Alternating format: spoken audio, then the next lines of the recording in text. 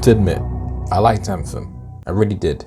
In fact, I'm certain we all did back when it was first revealed all those years ago. Clearly there was something unique and fascinating about it compared to the other games that were around at the time. Anthem. Anthem is an online multiplayer action role-playing video game developed by Bioware. The game was released worldwide on platforms such as PlayStation, Xbox, and PC. Anthem received a mixed bag of reviews, and the bag was pretty big. The majority of people's reviews bashed the game for being this repetitive, lifeless, money-stealing game, but after playing halfway through the story a year ago, I decided to revisit Anthem to see just how bad people say it is. And funny enough, I've got another reason to make a video. Today, I'll be talking about one of the worst aspects about Anthem, its bland villains. But before we get onto that, let me tell you what I loved about Anthem upon playing the game. When first playing Anthem, you're thrown into this operation where you and 3 other freelancers are attempting to silence a cataclysm storm. Right off the bat, we get a look into this world where we will be inhabiting. One side, we have this chaotic, beaten down world where the environment is quite literally unstable for any sort of wildlife, which in a way gives us a taste of the uncertain dangers that this world has. Then on the other hand, we get to roam and soar through this gorgeous world teeming with life. And that's essentially what the world of Anthem is. It's like 2 sides of a coin where one place is massively different than the other. And it's absolutely fascinating. You really got to appreciate the people at Bioware and their efforts in creating this tremendous world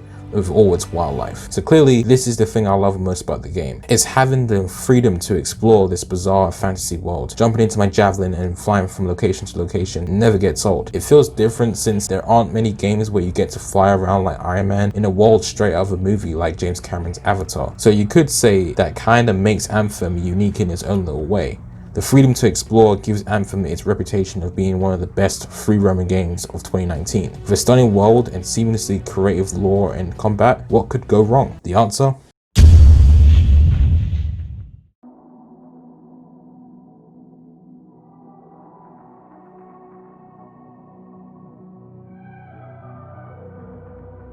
So if you're still with me up to this point, here I will be explaining where I started to notice things going wrong. Believe me when I say it was a massive shame that this game gets the harsh treatment it receives today. Little by little, people have been turning their backs on Anthem, and it's not just noticeable from the charts. Even in-game, lobbies that were once packed with players now have only a maximum of a handful of players. The open worlds that have dozens of players soaring through the sky now only has, I don't know, like 4 or 5 people per session. It's honestly brutal. Anthem isn't really a terrible game, so to say. It more or less feels like an unfinished game that has areas to improve. Things like the multiplayer need to be more engaging so that players can stick around for the loot and the better XP. After all, this is a looter shooter game. However, for me, it's not the case. I'm not in it for the gear or the loot or the raids or the strongholds. That comes later. What I'm in it for is for the story, because man, I love a good story, and I had some pretty high hopes for the story revolving around Anthem. The teaser that gave us our first ever look into Anthem got me on board. I was dying to see more. Of course, that guy we meet at the start of the trailer never appears again, so that was a little bit disappointing. However, the game decided to replace the empty void left inside of me with some new characters to care about, like 𝗧𝗪𝗜𝗧𝗧𝗘𝗥 and Faye, Owen I guess, and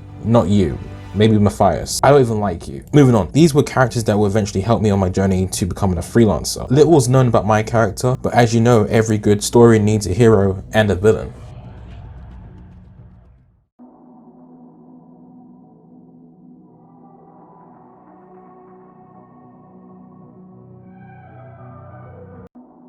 The Monitor, the special operative who leads the evil Dominion forces in the world of Bastion. The Monitor is described as ruthless, powerful, and an unstoppable madman. He's quite unique in his own way since he is capable of functioning as both a Cypher and a Lancer simultaneously. So clearly he's no joke. You'd think that a villain with features like those would be kind of easy to read into and understand, but for the Monitor, that isn't the case. I remember reading somewhere that the Monitor craves destruction and he plans on using the Anthem to bring his destructive desires to reality. And judging from the action he takes in the game, this is fairly obvious. However, there's a quote from the Monitor that throws his ideals out of perspective. I've seen the power of the Anthem destroy entire civilizations. For generations our people struggled just to survive. The javelins allowed us to fight back the chaos. Walls protected our families, loved ones. But the Anthem still rages, and the walls can only do so much. But with the power of the Anthem at my fingertips, I will end all the needless suffering. So on one hand, he wants to seamlessly destroy everything, but also seem like he's doing it in some twisted, peaceful way? Really? Because if that's the case, then I didn't get a sense of any of that throughout playing Anthem. He interrogates a regulator who honestly sounds like Daisy Ridley, who played the character Rey from the Star Wars movies. I don't know what you mean.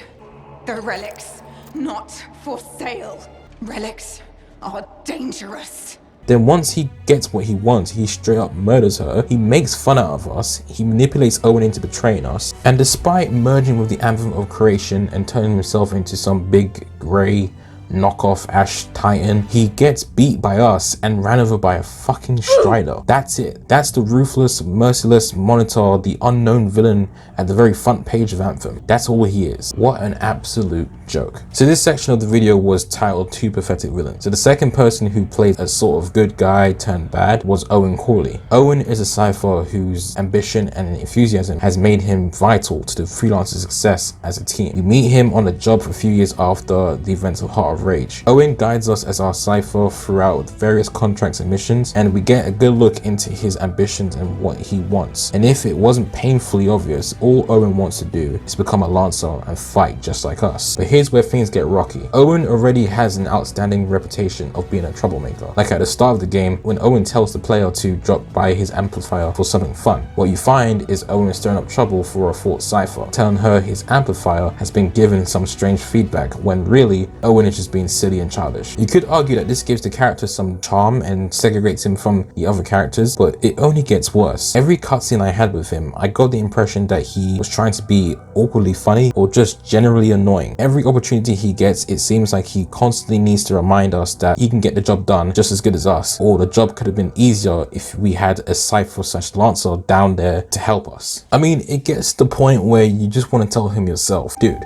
it's fine.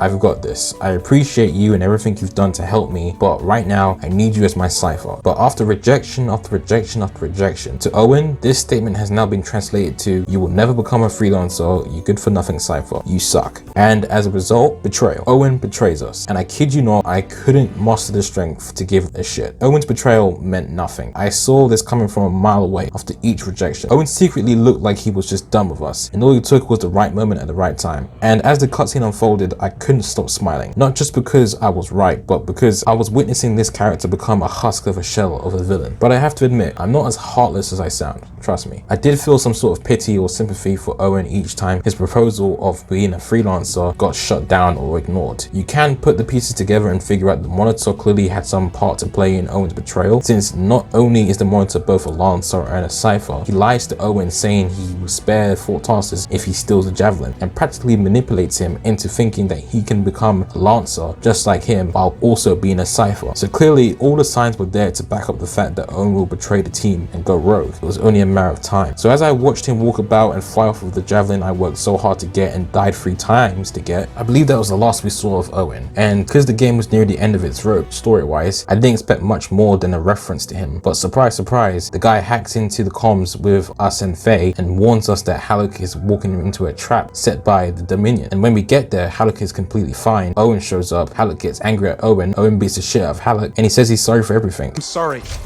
I know I don't deserve your forgiveness, but I'm hoping I can make amends. I have felt nothing but annoyance and disappointment from this character. It baffles me to think that story writers thought it would be a good idea to have Owen grow a conscience and try to make up for his wrongdoings. For someone like Owen with his backstory and goals, to turn him bad then good again just felt pointless and satisfying. And the cheeky git had the nerve to admit to us that he's sensing Dominion forces coming to this location right now, almost as if he's purposely led them here, and then he leaves saying, They seem particularly nasty. You should be fine though. Good luck, hero! Owen, you son of a bitch! what the hell? Which is it? Are you good? Are you still bad? Somewhere in between? Like, pick a lane. Fucking hell.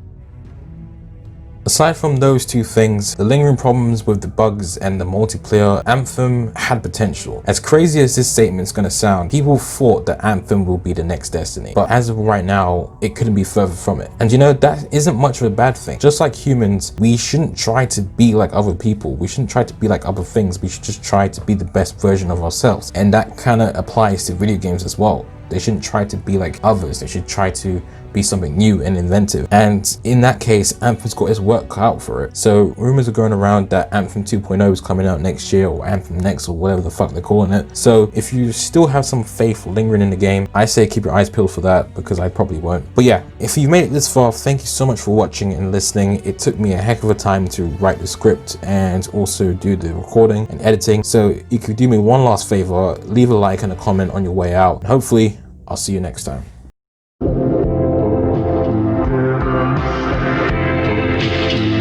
Anthem.